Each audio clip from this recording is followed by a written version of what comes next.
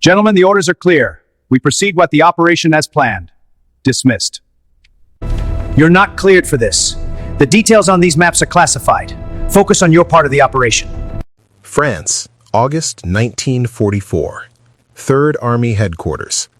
A signals officer rushes into General Patton's command post, carrying an intercepted radio transmission. It's marked with the highest classification level, meant only for Eisenhower and a handful of senior commanders. The officer hesitates. "Sir, this wasn't addressed to 3rd Army. You're not technically cleared for this information." Patton snatches the message and reads it. His eyes narrow. Then he looks up with that predatory grin his staff knows all too well. "I didn't hear that, and you didn't tell me I wasn't supposed to see this." He turns to his operations officer. "Get me 8th Corps. We're moving. Now." All units move objective Charlie. Report contact. Copy, sir. Unit advancing. Hold on phase line. Fire for inbound.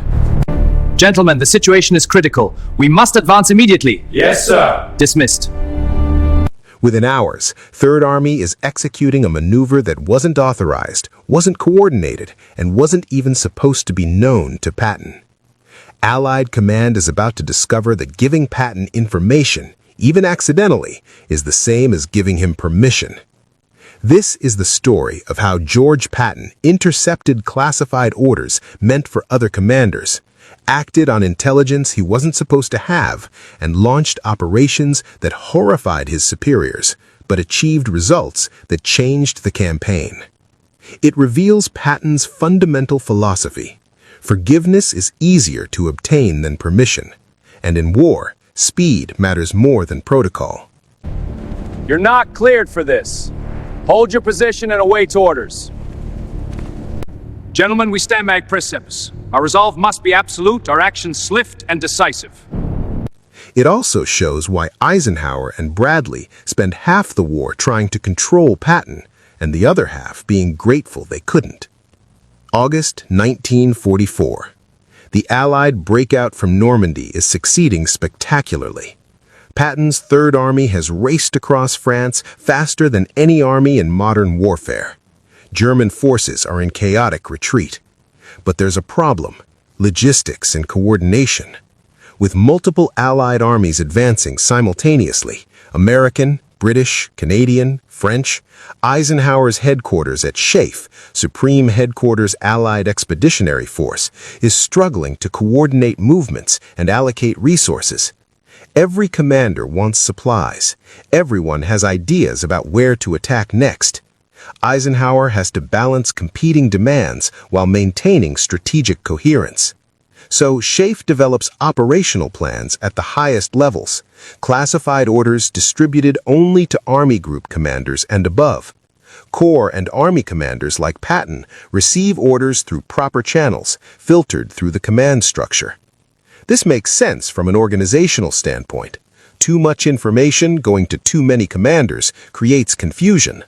Operational security requires limiting who knows what. But it also means subordinate commanders sometimes don't see the big picture. They receive orders to do X or Y without understanding the broader strategic context. Patton hated this. He believed commanders performed better when they understood the overall plan, when they could see opportunities and exploit them without waiting for permission. He also suspected, correctly, that some operational plans were being developed by staff officers who'd never seen combat, people making decisions based on maps and timetables rather than battlefield reality. So Patton did what Patton always did.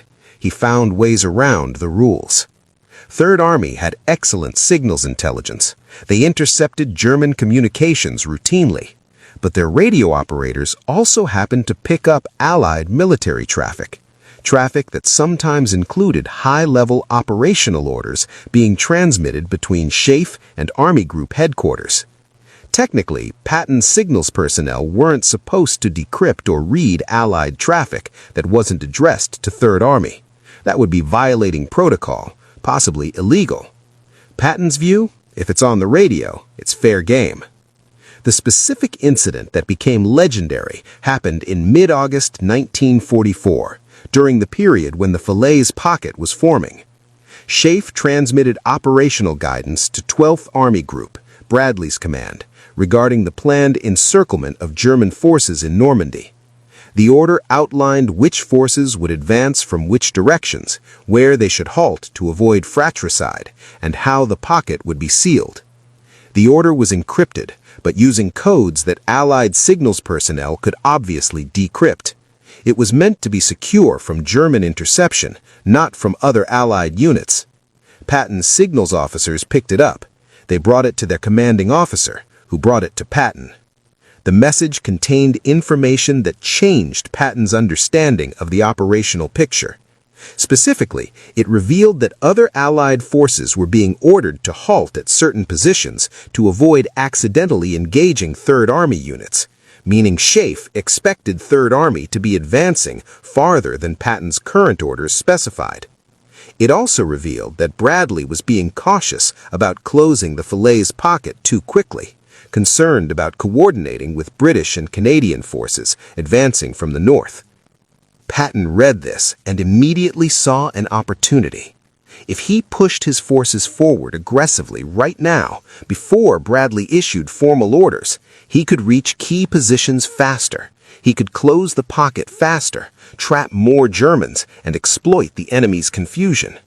His staff officers pointed out the obvious problem. "Sir, we're not supposed to have this information. We can't act on orders that weren't issued to us." Patton's response was characteristic. "What orders? I didn't receive any orders. I'm just exercising initiative based on the tactical situation. If my forces happen to be exactly where Schaeff wants them, that's good military judgment, not insubordination." It was classic Patton logic, technically plausible deniability combined with aggressive action. Patton immediately began moving forces. He ordered 8th Corps to advance toward Argenton, a key town on the southern edge of where the Falaise pocket was forming. This wasn't a minor adjustment. This was committing thousands of troops and hundreds of tanks to a major movement without authorization from Army Group headquarters.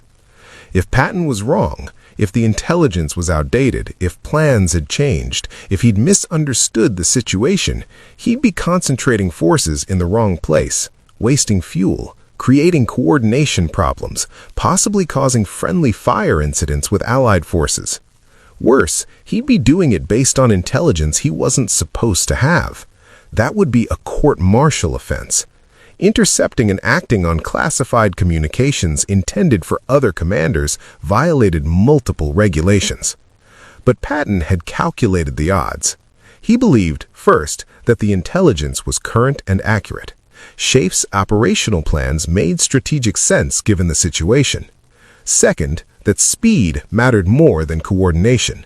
The Germans were trapped and confused.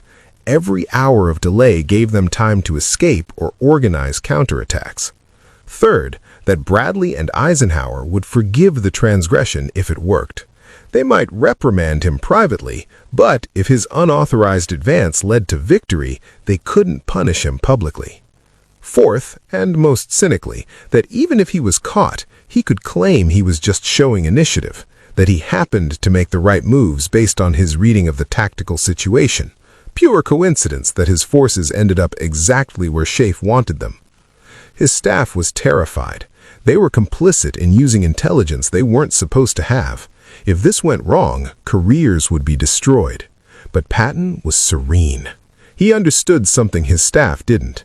In war, success forgives everything. Failure condemns everything. The question wasn't whether he had permission, it was whether he'd win. Third Army units began advancing at a pace that shocked everyone, including the Germans. Within 24 hours, American armor had reached positions that Bradley's staff hadn't expected them to reach for days. Towns that were marked as objectives for 14 August were captured on the 12th. Bradley's headquarters noticed. Phone calls were made. "Why is Third Army so far forward? Did we miss an order?" Patton's response was masterful evasion. "I saw an opportunity to exploit weak German resistance. I assumed that's what you wanted. Should I halt?" Bradley was in a bind. Patton had done exactly what the larger operational plan required, just faster and without authorization. Telling him to halt now would waste the advantage he'd gained. But Bradley also realized what had happened. Patton had somehow learned about operational plans meant only for Army Group commanders. He'd acted on intelligence he wasn't supposed to have. The intercom was reportedly tense but brief. Bradley over the radio. "George, how did you know to advance toward Argenton?" Patton. "I didn't know anything. I just attacked toward the sound of guns. Good tactics, Omar." Bradley. "Don't give me that. You knew exactly where you were supposed to be." Patton. "If I happen to be where you want me, that's good generalship, not insubordination." Bradley had to make a decision.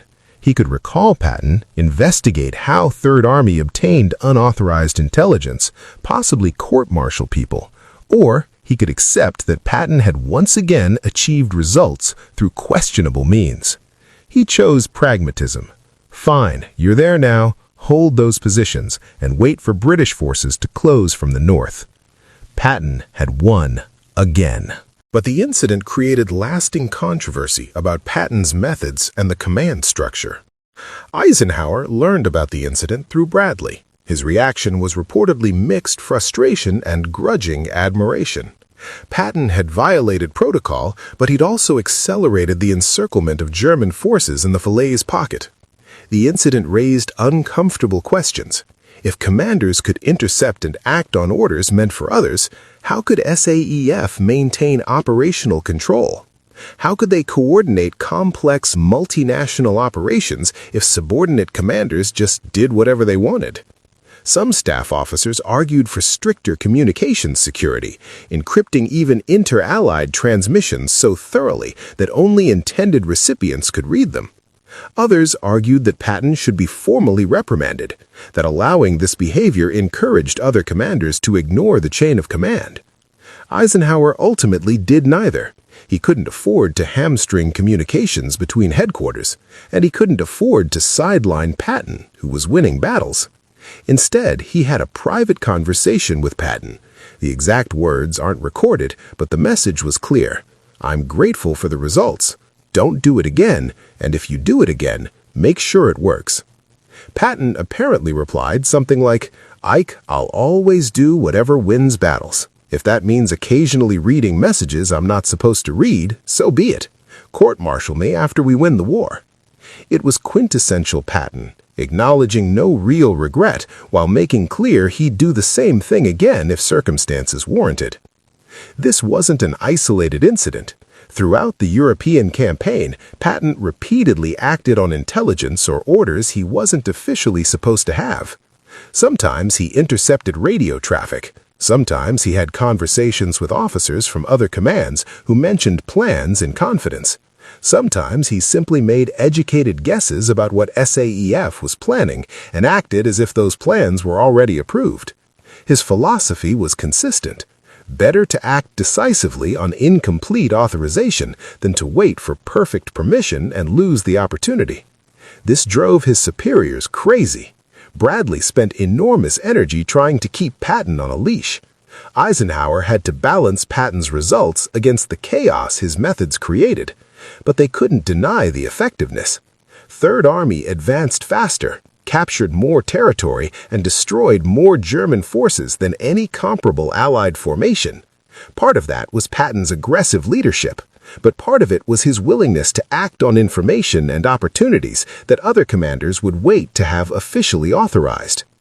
Modern military analysts debate whether Patton's approach was brilliant improvisation or dangerous insubordination. The truth is probably both. In Patton's defense, warfare at that scale and speed required initiative. Waiting for orders to filter through proper channels often meant missing opportunities. The German army was collapsing. Speed and aggression mattered more than perfect coordination. Against Patton, his methods created real risks: friendly fire incidents, logistical chaos, units advancing into areas where other Allied forces expected to operate. These weren't theoretical problems. They happened, and people died because of coordination failures. When that signals officer told Patton, "You're not cleared for this," he was technically correct. Patton wasn't supposed to see that order. He wasn't supposed to act on it. He was supposed to wait for proper authorization through the chain of command. Patton's response, "I didn't hear that," perfectly captured his approach to military command. Rules were guidelines. Permission was optional. What mattered was winning. History suggests Patton was right more often than he was wrong. His unauthorized advances, his misunderstandings of orders, his convenient interceptions of intelligence, they produced results. Third Army's record speaks for itself. But his methods also reveal why military organizations need structure and discipline. If every commander operated like Patton, wars would devolve into chaos. Coordination would be impossible. The casualties from friendly fire and logistical failures would be catastrophic. Patton could get away with it because he was Patton, brilliant, experienced, and lucky enough that his gambles usually paid off. Lesser commanders trying the same tactics would likely cause disasters. The lesson?